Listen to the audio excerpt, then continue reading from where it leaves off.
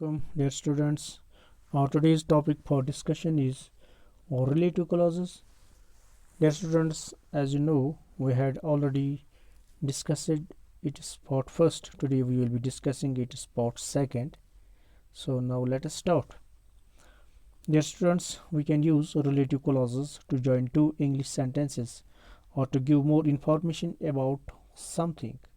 We can use relative clauses to join two English sentences or to give more information about something, as in the following two sentences.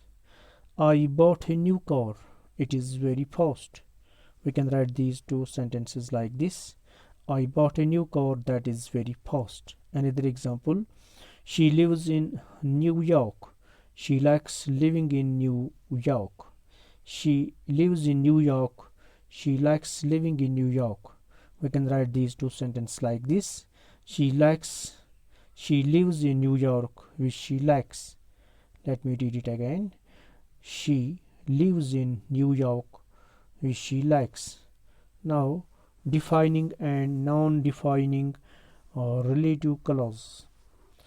The students, defining a relative clause tell us which noun we are talking about. Defining a relative clause tells us which noun we are talking about. As in the following example, I like the doctor. I like the man who lives next door. I like the man who lives next door. Or we can say, I like the doctor who lives next door. Dear students, if I don't say who lives next door, then we don't know which man I mean or which doctor I mean. Here now, a noun defining a relative clause gives us extra information about something. A noun defining a relative clause gives us extra information about something. We don't need this information to understand the sentence. Yes? A noun defining a relative clause gives us extra information about something. We don't need this information to understand the sentence. I live in London, which has some fantastic parks. I live in London, which has some fantastic parks.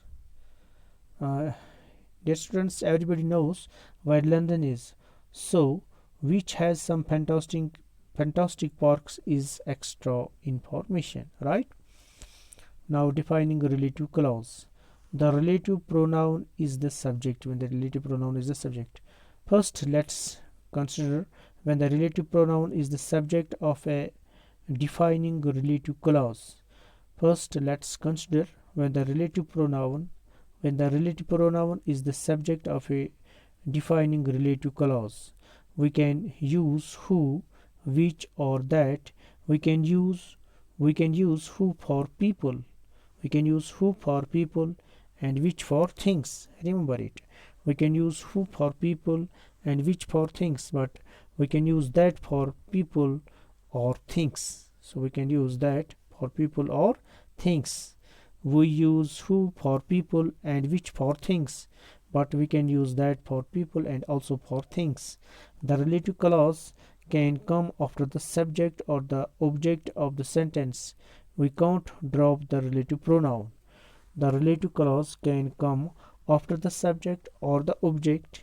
The relative clause can come after the subject or the object of the sentence. We can't drop the relative pronoun.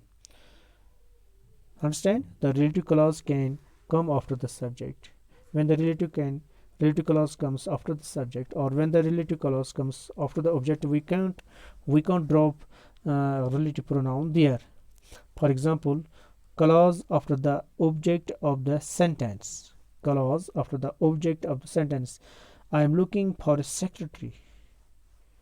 It is clause after the object of the sentence. I am looking for a secretary who can use a computer well, or that can use a computer well. She has a son. She has a son. She has a son who. So this is used after the object of the sentence. Clause here is used after the object of the sentence. She has a son who. is a doctor, or that is a doctor. We bought a house which is 200 years old. Another example, we bought a house that is 200 years old. I sent a letter which arrived 3 weeks later. I sent a letter that arrived 3 weeks later. Now, more examples. Clause after the subject of the sentence. Before this, it was clause after the object of the sentence. Now, it is now we are discussing clause after the subject of the sentence. The people who. It is clause after the subject of the sentence. The people who live on the island are very friendly, or the people that live on the island are very friendly. The man who phoned is my brother. The man that phoned is my brother. So it is clause after the subject. The camera which cost us rupees 1000 is over there. The camera that cost us rupees 1000 is over there. So we are discussing here clause after the subject, right? The house which belongs to Mushtaq is in London. The house that belongs to Mushtaq is in London. So it was clause after the subject of the sentence. The relative pronoun is the object. The relative pronoun is the object. Next, let's talk about when the relative pronoun is the object of this clause, right? Let's now talk when the relative pronoun is the object of the clause. In this case, we can drop the relative pronoun, right? So in this case, we can drop the relative pronoun. When the relative pronoun is the object of the clause. When the relative pronoun is the object of the clause, thereat we can drop the relative pronoun if we want to. For example, again, the clause can come after the subject or the object of the sentence. Here are some examples. Clause after the subject. She loves the chocolate which I bought. She loves the chocolate that I bought. We went to the village which Rafia recommended. We went to the village that Rafia recommended. This is clause after the object. This is clause after the object.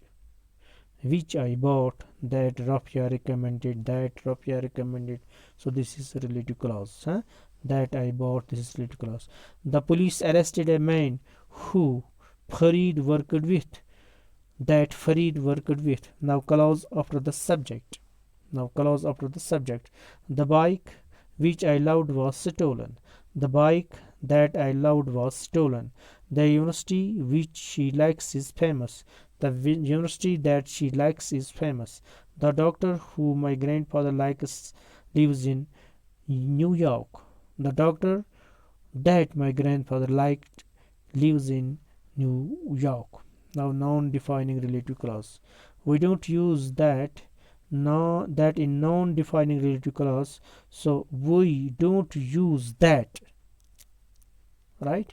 We don't use that in non-defining relative clause. So we need to use which if the pronoun refers to a thing, and who if it refers to a person, right? Let me tell you again. We don't use that. हम that का इस्तेमाल नहीं करते हैं किन में, in non defining relative clauses. So यहाँ पे हम क्या करते हैं, we need to use which if the pronoun refers to a thing. अगर प्रोनाउन जो है that refers to the thing, then which we use which. So and if it refers to a person, then we use who. So we don't use that in non-defining relative clauses. So we need to use which if the pronoun refers to a thing, and who if it refers to a person. We can't drop the relative pronoun in this kind of clause, even if the relative pronoun is the subject of the clause. Now, clause after the subject. My boss, who is very nice, lives in Delhi. My boss, who is very nice, relative clause, lives in Delhi. My sister, who I live with, knows a lot about cars. My bicycle, which I have had for more than 10 years, is falling apart. My brother's house, which I grew up, is very small. Now clause after the object. Clause after the object. We were discussing clause comes when the clause comes after the subject, and when the clause comes after the object. Yesterday I called our friend Nasir, who lives in New York. This is clause that comes after the object. That comes after the object. Who lives in New York. Yesterday I called a friend Nisar. So this was object. Who lives in New York. This is this. Therefore this clause comes after the object. The photographer called to the gentleman who looked annoyed. Who looked annoyed. This is clause. So last week I bought a new computer which I don't like now. Which I really like the new restaurant which we went to last night. Right? Prepositions and relative clauses.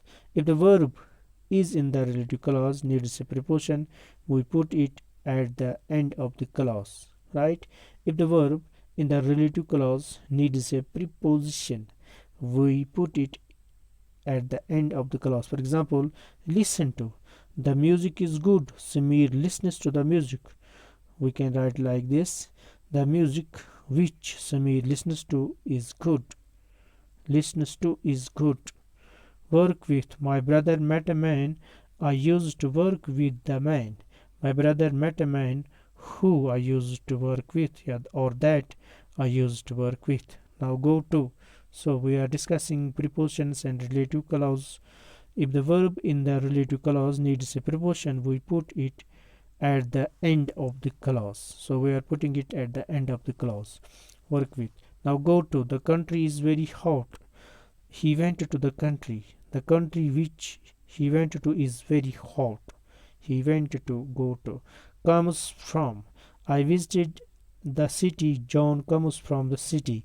I visited the city that John comes from. Apply for. The job is well paid. He applied for the job.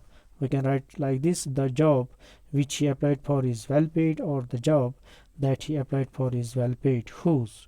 Whose is always the subject of the relative clause and cannot be left out. It replaces a possessive. It can be used for people and things. Whose can be used for people and things. The little girl is sad. The little girl's doll was lost, or her doll was lost. The little girl whose doll was lost is sad. The little girl whose doll was lost is sad.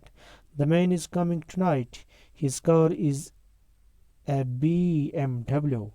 The man whose car is a BMW is coming late. Is coming tonight. The house belongs to me. Its roof is very old. You can say like this. The house whose roof is old belongs to me. When, where, when, why. We can sometimes use these question words instead of relative pronouns and prepositions. I live in a city. I study in the city. I live in the city where I study. Right? I live in the city that I studied it in, or which I studied in. I live in the city in which I study.